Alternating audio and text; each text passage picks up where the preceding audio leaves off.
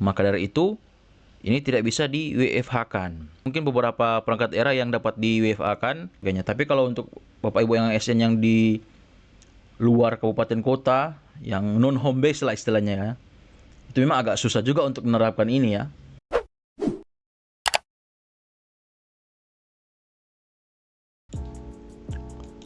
Halo semuanya, kembali lagi dengan saya Diana Sungigilan, dan di video kali ini saya akan membahas terkait edaran work from home yang telah dikeluarkan oleh Kementerian Dalam Negeri. Dan langsung saja kita ke pembahasannya. Nah, baru-baru ini pemerintah pusat melalui Kementerian Dalam Negeri mengeluarkan surat edaran. Ini dia surat edarannya, nomor 800.1.5/3349/SJ tentang transformasi budaya kerja aparatur sipil negara di lingkungan pemerintah daerah. Nah, dalam rangka menindaklanjuti arahan Presiden Republik Indonesia dalam rapat terbatas tanggal 28 Maret 2026 serta hasil rapat koordinasi terbatas tingkat menteri terkait program efisiensi nasional, dipandang perlu menetapkan kebijakan pelaksanaan tugas kedinasan bagi pegawai ASN untuk mendukung percepatan transformasi budaya kerja ASN yang lebih efektif dan efisien di lingkungan pemerintah daerah. Jadi berdasarkan edaran ini, kalau kita lihat di beberapa media massa, di media cetak maupun media online, sudah sangat viral ya terkait pelaksanaan WFH ini. Jadi instruksi Mendagri kepada ASN Pemda, WFH setiap Jumat hingga pangkas perjalanan dinas. Jadi memang di edaran ini, di sini ada 5 lembar edarannya. Kalau Bapak Ibu mau download juga sudah tersedia di internet. Nah, edaran ini memang dikeluarkan ini pada tanggal 31 Maret kemarin. Nah, saya take video ini pas tanggal 1 ya. Tanggal 1 April. Nah, untuk pelaksanaan WFH ini, kita baca langsung saja di poin kedua ini. 2B, melaksanakan penyesuaian pelaksanaan tugas kedinasan secara lokasi sebagaimana dimaksud pada angka 2 huruf A dilaksanakan dengan ketentuan pola kerja WFH sebanyak 1 hari kerja dalam 1 minggu, yaitu setiap hari Jumat. Nah, di sini di poin 2 kan kita lihat diminta kepada gubernur, bupati atau wali kota untuk melakukan hal-hal sebagai berikut. Tugas kedinasan di kantor WFO dan tugas kedinasan di rumah tempat tinggal atau WFA. Nah, dari sini sudah beberapa daerah yang menerapkan atau menindaklanjuti atau bahkan akan menindaklanjuti edaran ini. Nah, dari beberapa media online yang saya baca, di sini salah satunya dari pemerintah Kota Bitung resmi berlakukan WFA bagi ASN. Jadi pemerintah daerah sudah sudah menindaklanjuti melalui surat edaran wali kota. Kemudian ada juga dari Pemprov Kalimantan Barat. Nah, Kalimantan Barat akan menetapkan work from home setiap hari Jumat. Nah, sudah beberapa daerah melaksanakannya. Akan tetapi kalau kita baca lebih detail lagi terkait edaran ini, tidak semua ASN yang akan melaksanakan WFA. Kalau kita baca di sini, bagi pejabat berikut dikecualikan dari kebijakan WFH dan tetap melaksanakan WFO. Nah, kalau di pemerintah provinsi, pejabat pimpinan tinggi madya dan pertama itu tetap harus WFO, dan beberapa unit layanan kedaruratan dan kesiapsiagaan, unit layanan ketentraman, ketertiban umum dan perlindungan masyarakat, unit layanan kebersihan dan persampahan, unit layanan kependudukan, unit layanan perizinan, unit layanan kesehatan, unit layanan pendidikan, unit layanan pendapatan daerah, unit layanan publik. Pada dasarnya sama saja, ini pemerintah provinsi dan kabupaten kota. Yang membedakan, kalau pemerintah kabupaten kota itu jabatan pimpinan tinggi pertama dan jabatan administrator dan camat. Nah, untuk penjelasan lanjutannya, memang untuk unit layanan kedaruratan ini lebih menuju kepada perangkat daerah, contohnya seperti BPBD. Nah, BPBD. Kemudian kalau untuk ketentraman ketertiban umum itu Bisa masuk juga Dinas Perhubungan, Satpol PP, Dinas Pemadam Kebakaran, tergantung dinas di tempat Bapak Ibu yang berkaitan dengan unit layanan ini. Kemudian unit kebersihan ini, nah kalau ada dinas persampahan mungkin, atau dinas kebersihan, atau dinas lingkungan hidup, nah mereka yang akan melaksanakan, yang tidak bisa melaksanakan WFO. Kemudian unit layanan kepenuh ini sudah pasti ya, Capil itu tidak bisa dalam tanda kutip dilaksanakan secara WFH. Pelayanannya memang harus langsung, makanya tidak dikecualikan dari WFA, harus WFO. Kemudian unit layanan perizinan ini bisa merujuk ke Dinas PTSP, PMPTSP, pokoknya terkait perizinan lah. Ini kan harus pelayanan langsung kepada masyarakat. Kemudian di sini adalah unit layanan kesehatan, ini sudah pasti ya, tidak mungkin akan di WFH-kan untuk teman-teman kita ASN yang bekerja di puskesmas, rumah sakit, atau di dinas kesehatan. Kemudian unit layanan pendidikan, ya, ini juga sangat penting. Nah, berkaitan juga dengan video saya sebelumnya kan masih tanda tanya tuh. Nah, kalau di sini sudah jelas bahwa penerapan WFA itu tidak di lingkungan pendidikan, baik di dinas pendidikan, sekolah SMK, SMA, sederajat, maupun SD, SMP juga, PAUD juga. Nah, sepertinya tidak dikecualikan dari WFH maksud saya. Jadi tetap melaksanakan WFO. Kemudian di sini juga ada unit layanan pendapatan daerah. Ini untuk dinas, badan terkait pajak atau badan pendapatan daerah, atau UPTD-nya pun yang di tingkat kabupaten kota itu tidak bisa melaksanakan WFH. Kemudian yang terakhir ini adalah unit layanan publik. Nah, berkaitan dengan unit pelayanan publik lainnya ini bisa merujuk kepada kantor kecamatan maupun kantor kelurahan atau kantor desa. Karena seperti kita tahu bersama bahwa pelayanan di kecamatan maupun kelurahan ini sangat melekat dengan masyarakat, sangat melekat dengan publik. Maka dari itu, ini tidak bisa di WFH-kan. Nah, saya berikan contoh untuk mungkin beberapa perangkat daerah yang dapat di WFH-kan. Itu contohnya BKPSDM. Nah, akan tetapi BKPSDM pun tidak semua ASN-nya bisa WFH. Kita kembali lagi di poin awal ini. Pimpinan di eselon 2-nya dan eselon 3-nya itu tidak bisa di WFH-kan. Begitu juga yang ada di tingkat provinsi. Nah, ada lagi contoh mungkin sekretariat daerah. Nah, itu bisa di beberapa bagiannya bisa di WFH-kan. Atau di tingkat provinsi, sekretariat daerahnya di biro-bironya itu beberapa biro bisa di WFH-kan. Tergantung kebijakan masing-masing daerah. Seperti yang saya sampaikan tadi ini kan, beberapa daerah sudah menerapkan. Nah, memang kalau untuk kita lihat tujuannya berdasarkan surat edaran ini, yang pertama transformasi budaya kerja, akselerasi layanan digital, kontinuitas layanan, efisiensi sumber daya. Ini yang dalam tanda kutip menjadi poin utamanya lah bisa dibilang ya. Efisiensi sumber daya dengan mengurangi konsumsi BBM, listrik, air, dan biaya operasional kantor yang dapat dihitung secara real. Jadi ya mengurangi mobilitas seperti yang poin 5 ini juga. Kinerja, resiliensi. Nah, kemudian di surat edaran ini juga pemerintah pusat menyarankan ya, mana tadi ya saya baca tadi. Menyarankan ini atau ini yang poin IJK ini. Nah, mengutamakan pelaksanaan rapat, BIMTEK, seminar, konferensi dan lain-lain dilaksanakan secara hybrid atau daring dengan memaksimalkan pemanfaatan teknologi informasi dan komunikasi.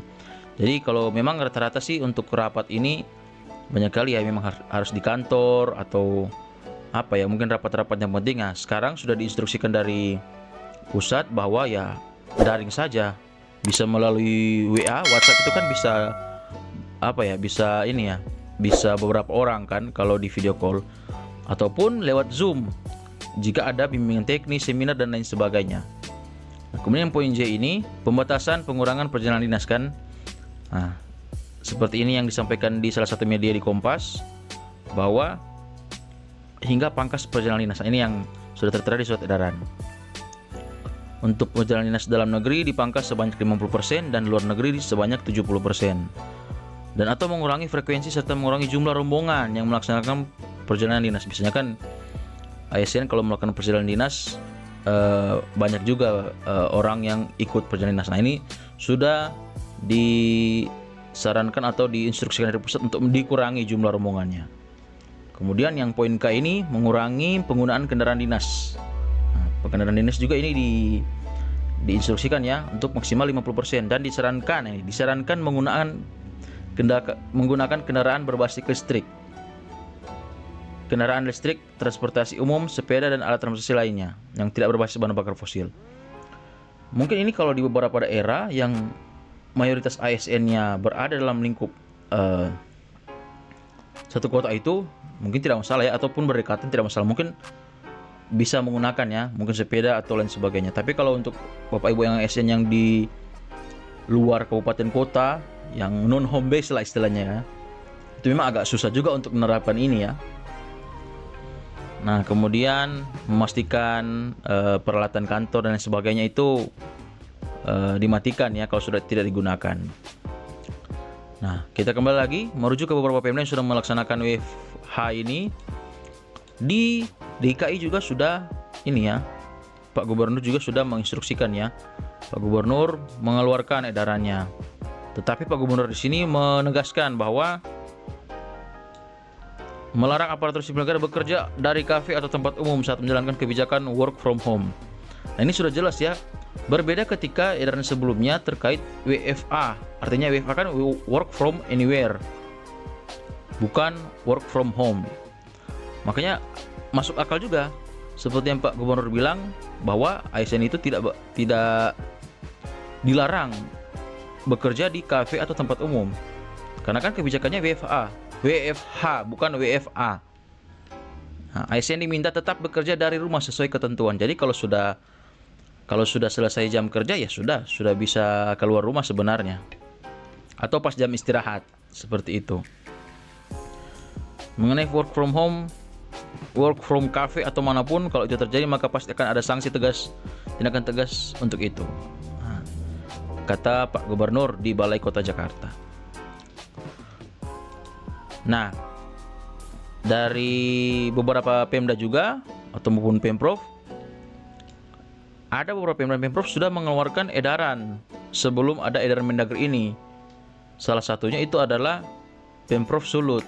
Nah, Pemprov Sulut atau Sulawesi Utara ini sebelum edaran Mendagri ini keluar, sudah ada edaran terkait WFH 2 hari.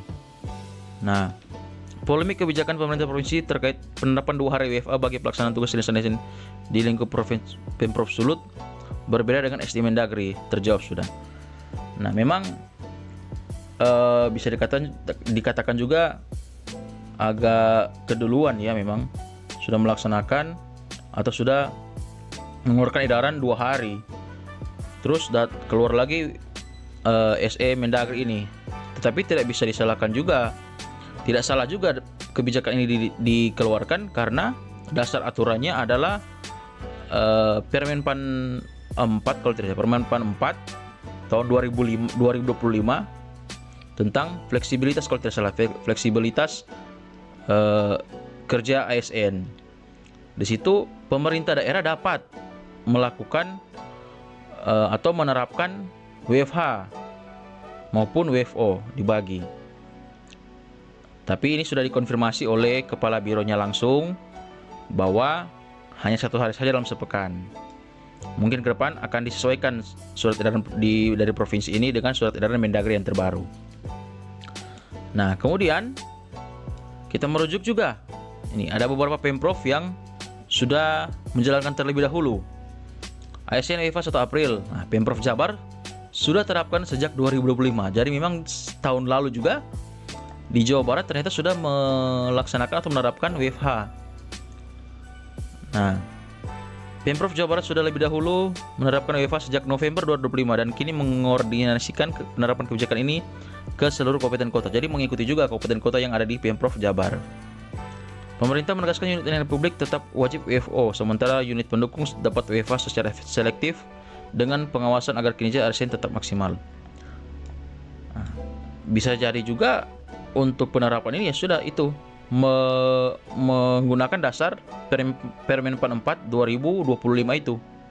Coba saya tunjukkan ya, Permen 44 2025.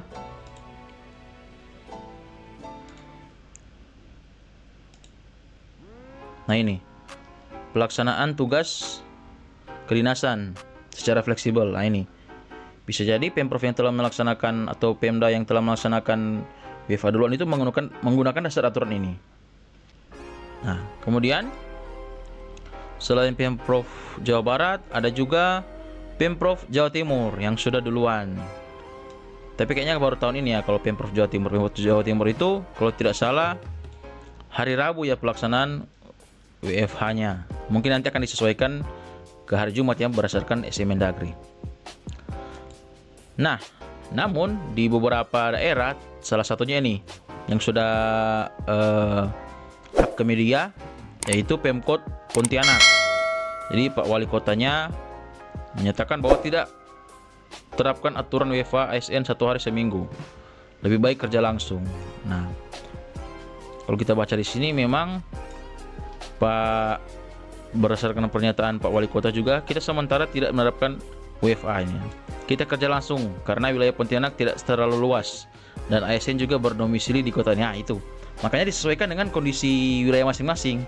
Kalau memang seperti di Pontianak ini kan, seperti kata Pak Wali Kota, ASN-nya berdomisili rata-rata di Pontianak. Jadi saya rasa lebih bagus kita bekerja secara langsung. Nah ini tambah Pak Wali Kota. Ya itulah, tergantung kebijakan daerah masing-masing. Jadi untuk Bapak Ibu, apapun kebijakannya, kita sebagai ASN tentunya harus melaksanakan setiap kebijakan dengan baik tentunya, dengan maksimal, apalagi untuk pelayanan kepada publik. Kemudian, nah ini dari Menpan RB juga sudah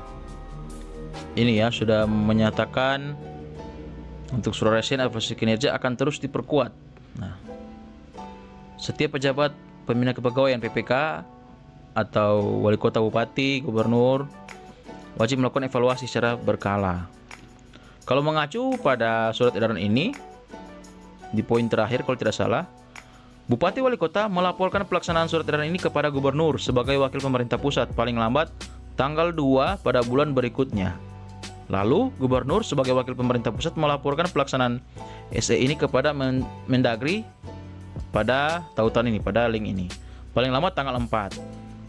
Jadi tetap harus ada laporannya.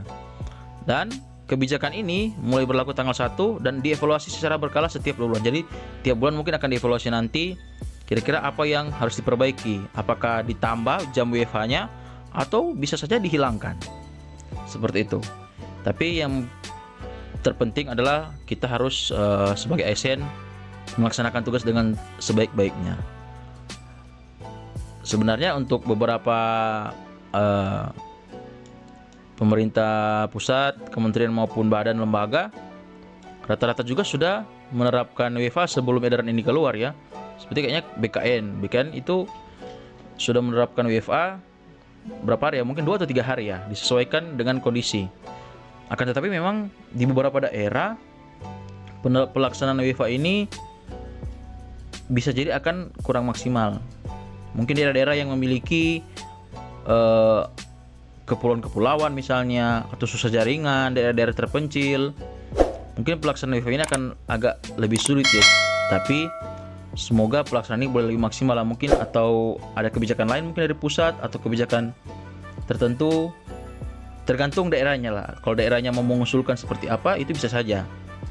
Oke Bapak Ibu, begitu saja pembahasan kita terkait edaran yang baru ini. Semoga bermanfaat dan mungkin kita bisa saling tukar pikiran di kolom komentar ya Bapak Ibu. Bagaimana, apa plus minusnya terkait WFH ini. Semoga bermanfaat. Jangan lupa like, comment, share, dan subscribe. Sampai ketemu di video saya selanjutnya. Bye bye.